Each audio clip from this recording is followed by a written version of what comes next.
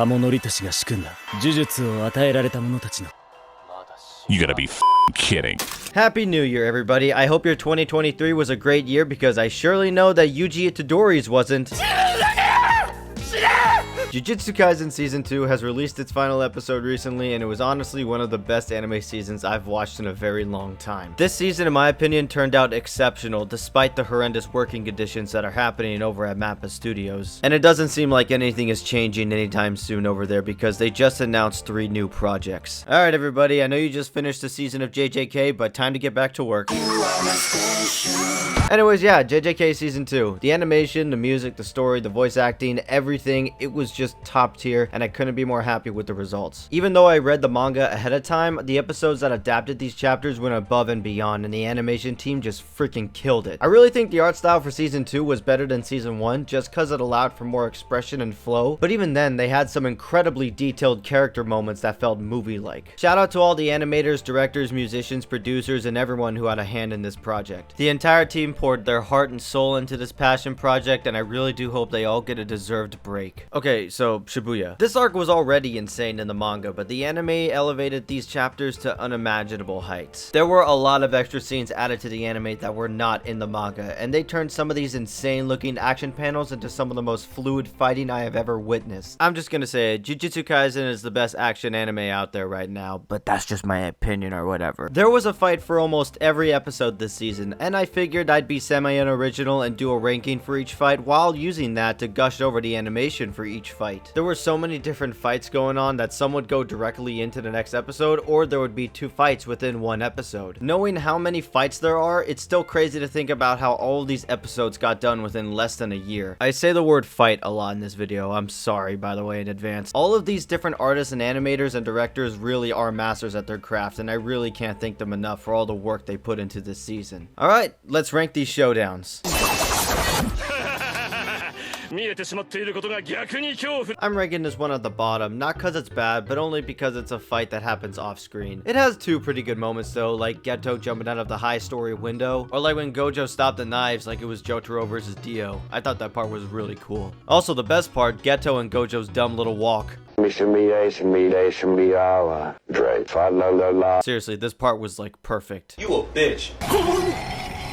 You know why you a bitch? Cause I said so. So the Grasshopper Curse versus Yuji is my least favorite fight of the bunch, but even in the manga this fight was pretty short, so I wasn't really expecting a lot to begin with. It's mainly just Yuji and this big bug throwing a bunch of punches back and forth, and the ghosting and the dimming when it first released didn't really help out this fight at all. The Blu-ray does fix this problem though, and it's completely gone here. It looks pretty good, but it's still a pretty short fight and it doesn't leave a big impression. Yuji looks cool as fuck though. I am Chris Hansen with Dateline NBC. This fight in particular was more slow and tactical, but the presentation was great, and I'm glad it didn't cut between the Chozo fight like how it did in the manga. She's still an awful character though. Go fuck yourself, Mei Mei. But before I go, I just want to get this off my chest. That shit was not my fault. Y'all are trash. And I mean this from the bottom of my heart. Y'all are trash. Like y'all are so trash. I want you to know that I'm talking to you. This isn't too much of a fight and more of a show just how right Mechumara was with how the students of Kyoto wouldn't be reliable in Shibuya. I'm sorry Miwa, but your simple domain was no match against a dude who literally has been around for hundreds of years. It's still cool though because, you know, Uzumaki. Still though, that's a strong attack. Why'd you use it on Miwa of all people?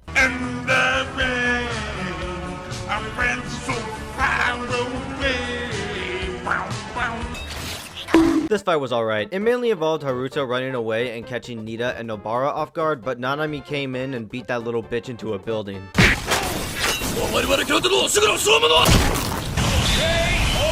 So while it's more of a beatdown, it's a good fight in my book. Also, this Nobara animation was completely uncalled for. Nita-chan! You did a good job animating that, but seriously, why did you have to animate that? This ain't the first or last beatdown, so be prepared for more. Remember, this is Jujutsu Kaisen. This anime has quite possibly some of the most disrespectful fights I've ever seen. By the way, this was one of the first episodes that had animators tweeting about production issues before release. Eventually, we will get to the big episodes that had some of the animators stressing the fuck out. Nanami-sensei! This is less of a fight and more of a final release for Nanami's character. He was all out of energy and on the brink of death, but put in all of his might to defend Shibuya while daydreaming of a nice beach vacation. Then Mahito turned him into Buzz Lightyear from Toy Story 2. Nanami sensei! Nanami. Rest in peace, Nanami. I hope you're enjoying your beach vacation in the great beyond. Ino was set up so badly, man. I won't spoil his position in the manga right now, but he got set up to fail here in Shibuya. The fist fight Ino had with the grandson is already incredibly fluid, and the hand-to-hand combat is literally top quality. But the fight can't go any higher, because once Toji is fully manifested in the grandson's body, our poor boy Ino gets the one-handed JoJo beatdown treatment. Sorry buddy, Gege just set you up for failure.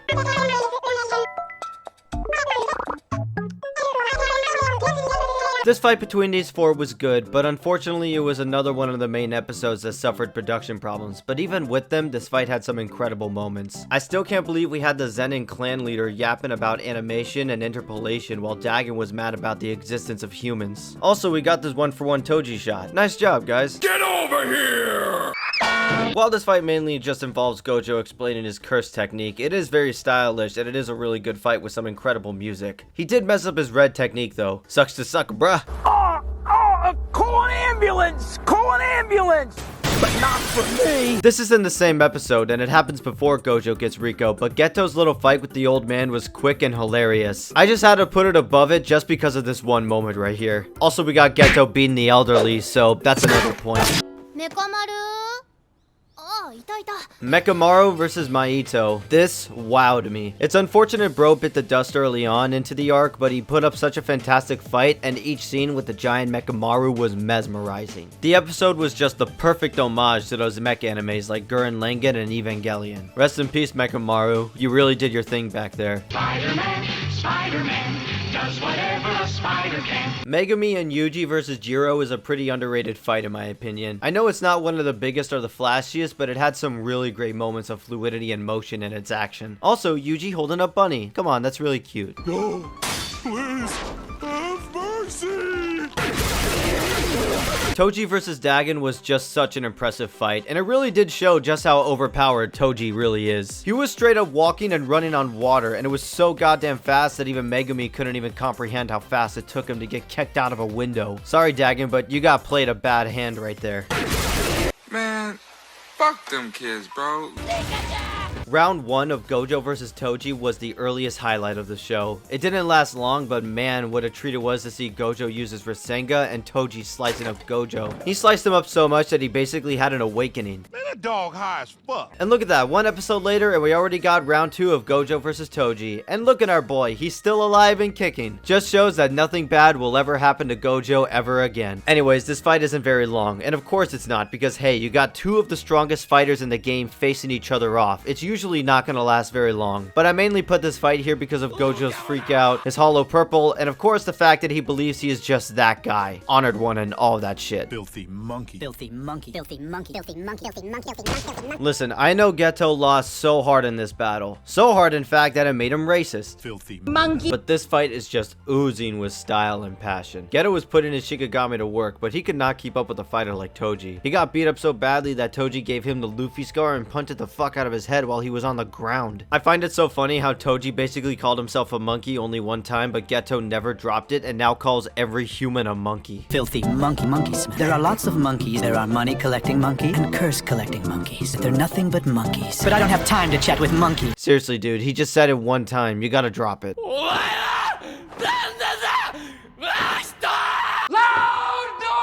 Round 2 of Yuji vs Mahito right after Nanami's death was just beyond adrenaline pumping. You, the viewer, along with Yuji, are fired up since the best character just died and now you just want to kill this little prick. I love the risk factor for Yuji at this point and knowing that he could die at any moment. He needs to step his game up if he's gonna take down this beast.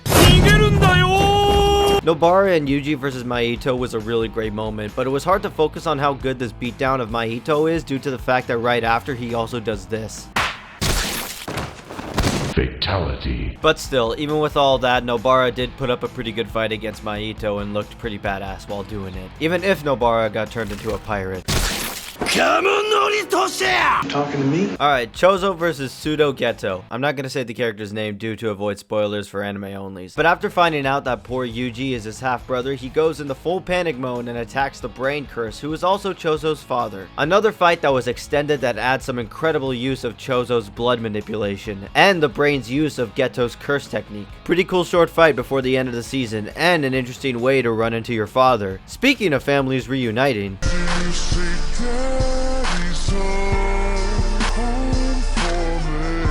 Toji versus Megumi. Now, I can't think of a better way to reunite a father with his son, by bringing the soul of the father back and putting him into another dude's body. Toji's body then takes over and then goes on a rampage that eventually leads him back to his son, where he then delivers his long-awaited fatherly beatdown. Later on in the fight, he then recognizes Megumi as his son, and to avoid hurting him anymore, he straight up just stabs himself in the head and dies on the concrete floor. Seriously, what the fuck is happening in Shibuya? Just a little side note for anime onlys, there was no panel in the manga of Toji poking at pieces of broken concrete and shooting them with enough velocity to rival a bullet to shoot through Megumi's rabbits. We gotta give credit to the rabbits though. They did their part even though they're pretty weak. Whatever, they did their best. Anyways, see ya Toji. Alright, now we're at the top 5. I have an equal love for all these battles, but these 5 here set a new peak in animation. So let's go through them. I'm a fucking psycho. That's why I'm good at what I do. Gojo versus the Disaster Curses to this day is filled with so many beautiful frames of animation. I could basically feel my own hands cramping up just from seeing Jogo's mouth actually lip sync to his own words. What I like about this fight is that Gojo is basically teeter-tottering on having fun and while having this be a job at the same time. His main duty is to keep the civilians of Shibuya safe and to kill off all curses, but he is going to have a little bit of fun while doing it. Then of course he gets put in a box in the end by a curse who's using his dead boyfriend's body. Oops! Anyways, bye Gojo, we'll see you in about 4 to 5 years. Two brothers.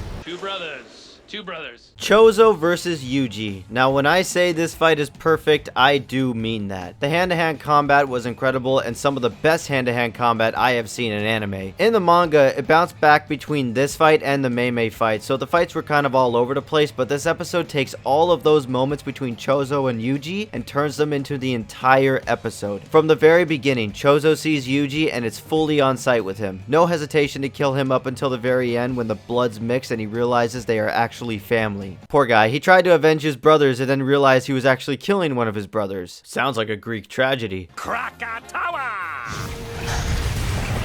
Jogo, oh Jogo. Gege wrote you and set you up for failure, my friend. I am so sorry. Your only 2 fights at this point were against Gojo at 2 separate occasions, and you got your ass beat twice in those moments. Then you go and wake up Sukuna, and he then proceeds to do this. Hey man, how about we do a little challenge? If you can hit me just once, then I'll do what you say and I'll follow your lead. I only have to hit you once? Just once.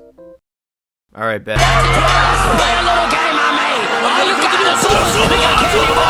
I really am having trouble considering this a fight because Jogo of course lands no hits whatsoever on this fucking menace, even though he is throwing every single move in his arsenal at him. Sukuna is just straight up toying with him, and when he gets his hands on Jogo, he just tosses him around like a ragdoll through so many different skyscrapers. It was an incredible fight though, and the animation was fucking beautiful. Seeing how much fun Sukuna was having while Jogo was giving it his all to fight the King of Curses at 80% power, while also fucking with the other sorcerers in the area was just incredible to see animated. So it may have been a beatdown, but I thought it was a pretty good fight in the end. Stand proud, Joe Goat. You are strong, even though you got cooked to a crisp.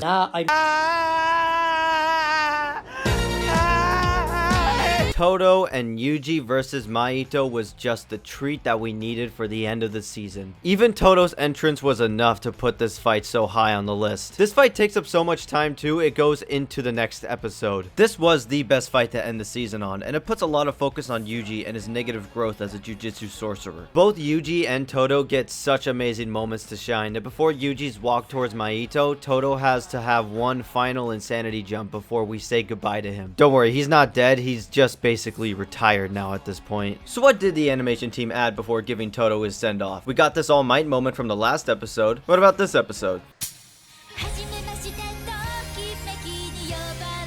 Hey yo, what the Yeah, this might be just one of the best adaptations of any manga. The JJK team must have really liked Todo. Of course, we get to the end with Yuji and it awakened Mahito. It's a good thing that Yuji won in the end, because if Mahito won, it would have been a massacre beyond proportion. Or he still would have been sucked up by the brain curse, but who knows. Either way, it was really great to see this moment animated and to see Mahito cry like a bitch. This was also added to the anime, which was really funny. Yeah, I know, he's practically only 6 months old, but the dude still needed to be put down like a rabid dog. Bye bye Mahito, you sincerely will never be missed. Before we get to our number 1 spot, let's go through some of the honorable mentions. Some moments that I don't consider fights, but we still have characters getting fucked up in these scenes, so why not add them here? No particular order, here we go. Meme versus Todo ping pong match. Poor Todo got distracted by the thought of not being with his friend Itadori that he lost to a predator at ping pong. Rico versus Toji. Or Toji's handgun, I guess I'll say. Sukuna versus Geto's adopted daughters. Ah well. Kyoto versus the clone was close to being on the actual list, but it went by pretty quick, so I don't really consider it a fight. Meme cutting up that one random in the subway tunnel. Toji punching a hole through that granny's face. Principal Yaga punching Gojo. Mahito giving Yuji a black flash like the hater he is. And one of my personal favorite honorable highlight moments was Toji versus unemployment. This was probably the toughest fight in the entire season, if I'm being honest. You're broke! You're fucking poor! Alright, and the best fight for Jujutsu Kaisen Season 2 is... There are debates here and there on which animated fight is one of the best of all time, and while there are many different answers, and I know a big amount of people will probably say the fight between Kaido and Luffy, Saitama versus Boros, or this one dragon fight from Frieren that came out this year. This shit looks pretty good. But for me, no fight can overtake the sheer horrifying beauty that is Sukuna versus Mahoraga. It's funny because this episode had some of the best animation I have seen this entire year, if some of the best animation I've seen of all time, but I believe this was the episode that almost broke the entire Jujutsu Kaisen team. I mean, when you watch it, you see why. This episode is cinema. I don't even think the JJK movie looked this good when it came out to coloring and presentation. I mean, that movie was only animated in 4 months, but hey, welcome to Mappa Studios. This episode had some best new talent as well, including people like Vincent Chansard, who actually also helped with some of the best fights in One Piece this year. It's unfortunate though, because the bad scheduling of JJK Season 2 also got to him as well. He finished most of his shots for the episode, except for this one POV shot of Mahoraga getting kicked by Sukuna. But even so, he was still able to bring his all with these certain sequences. Especially this one shot of Mahoraga flying backwards and getting hit by the wing of a plane. I mean, look at this. You can't tell me that this isn't art. What is that? It's art. It's crazy how in real time this fight only lasted for about 9 minutes. From the moment Mahoraga got released, it took little to no time to rip apart the entirety of Shibuya Square. The best part about the fight though was the end when Haruta tried running away, but then Sukuna pulls a little prank on him. Huh? Bye bye, you little shit, you will not be missed. I love how at one point Mahoraga adapts to Sukuna's curse technique fully to the point that we, the viewers, can now see the slashes in real time. The details that were put into each frame of this fight puts into perspective the passion that the animators have for the source material. Seriously, the animation work on this episode is second to none. And my favorite cut was this moment when Mahoraga was just walking through Sukuna's domain. This part right here, this part is perfect and I love it. The episode was just perfect in general. I really have no complaints. And yes, I even did like it when specials played during Yuji's breakdown. I thought the song did indeed fit. Alright, well, that's my ranking of all the fights in Season 2 of Jujutsu Kaisen. I really am excited for when Season 3 comes out in 2 to 3 years. It actually kind of got me a little heated that they announced Season 3 just 30 minutes after the final episode of Season 2 dropped. Oh well, that is the anime industry for you. Alright, well, this is the end of the video now. I hope you guys have a fantastic rest of your day.